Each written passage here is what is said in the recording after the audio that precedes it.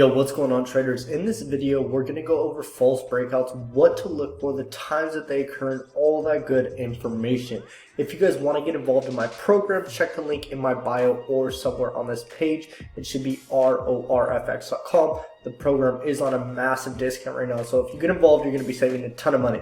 So I want to go over false breakouts, mainly on indices like US30. That's what we're going to focus on today. And I want to show you guys really what they are, how to avoid them, and all that good information. So like I've said in the past, you guys all should know this at this point in time. If you follow me, the open of the market is at 6:30 a.m. PST. That's my time in California. So we can see right here, this is the minute 5 chart. This is the time frame that I like to look at for the open of the market, the minute 5 and the minute 15. The minute 5 is very nice because you can see exactly what's happening for the first 5 to 10 minutes.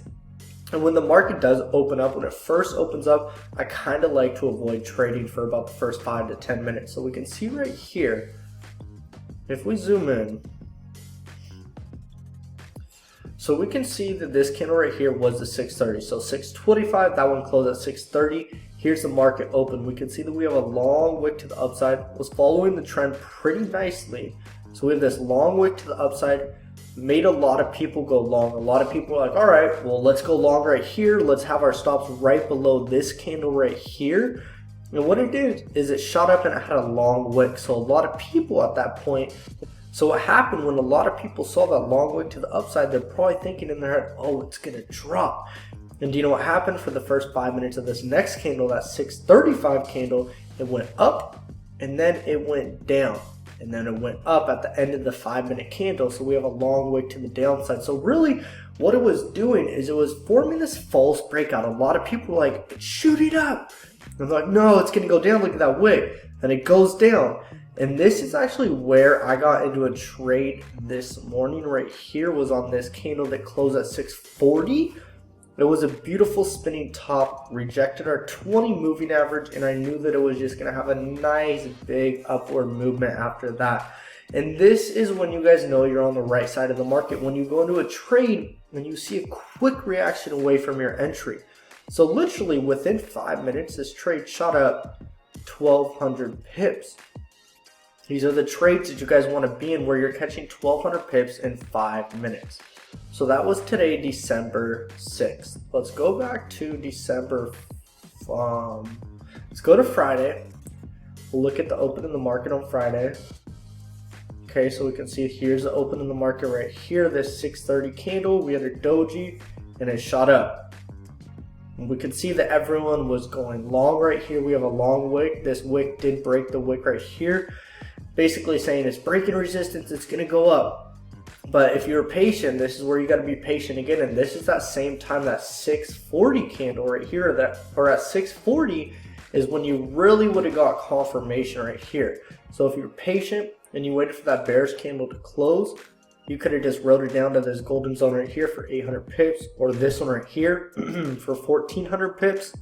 But as you guys can see, this is why you have to be patient. You can't just rush into the markets hoping that you're going to be right as soon as the market opens. You have to be educated. You have to know that there are things behind the markets and there's reasoning as to why they're doing certain things. So if you're patient and you just wait for the market to overall give you that setup, that's when you're going to see success. And I tell you guys this all the time. Don't rush into trade. Stop over trading. Just let the market bring you a setup, because it's a much better feeling when you go into a trade and you actually have real reasoning behind that trade and why it's going to do something, versus just guessing and making a profit. Like, you guys don't want to guess and, oh my gosh, I guessed it, I made a profit, I was right, like, that's so cool. Nah, you guys literally need to be like, okay, so this is what's happening. There's a false breakout. I'm going to wait for that reversal candle, and I'm going to wait for something to give me confirmation to tell me it's going to be a sell or a buy market. And once you get that confirmation, that's when you know it's a good trade. So always wait for that confirmation. With me, I like to find three or more confirmations as to why it's going to do something. Okay, that was Friday. Now if we go back here to Thursday, beautiful day right here. So 6:30. Here's that 6:35 candle right there that closed at 6:35. And then after that, we had this confirmation candle right here at 640. So there's that 640 time again. It seems like this time works pretty well on the minute 5 chart.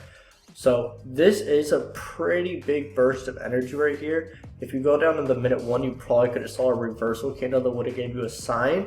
But if you're going in this trade, just executing on this trade after that candle, you're gonna have a fat stop loss. So from the open to the close, it's 1600 pips, or I would say it's like about 2000. Let me see exactly.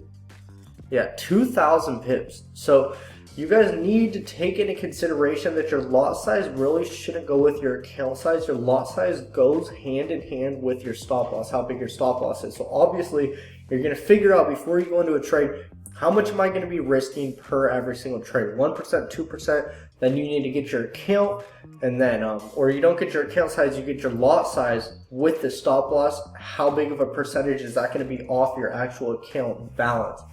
Okay, that's how you guys need to be doing it. Here's Thursday. Here's Wednesday. I don't really trade Wednesdays, but I think last Wednesday was pretty clean.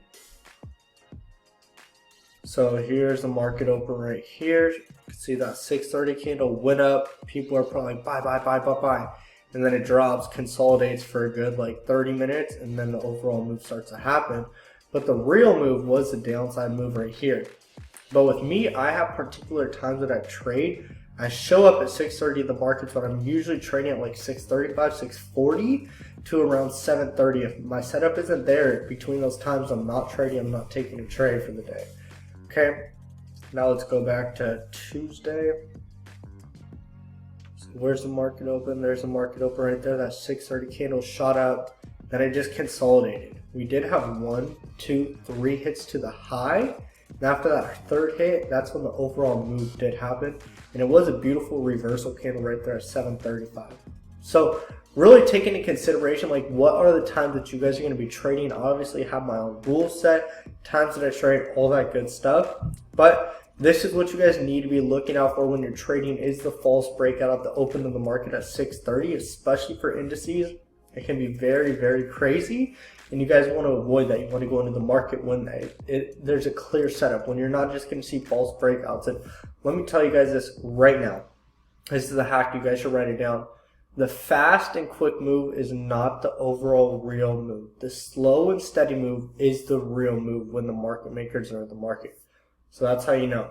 I appreciate you guys coming on to my video. If you haven't subscribed, hit that button. If you want to get involved in my program, click the link below, rorfx.com, and I'll see you on the inside. Peace out, guys.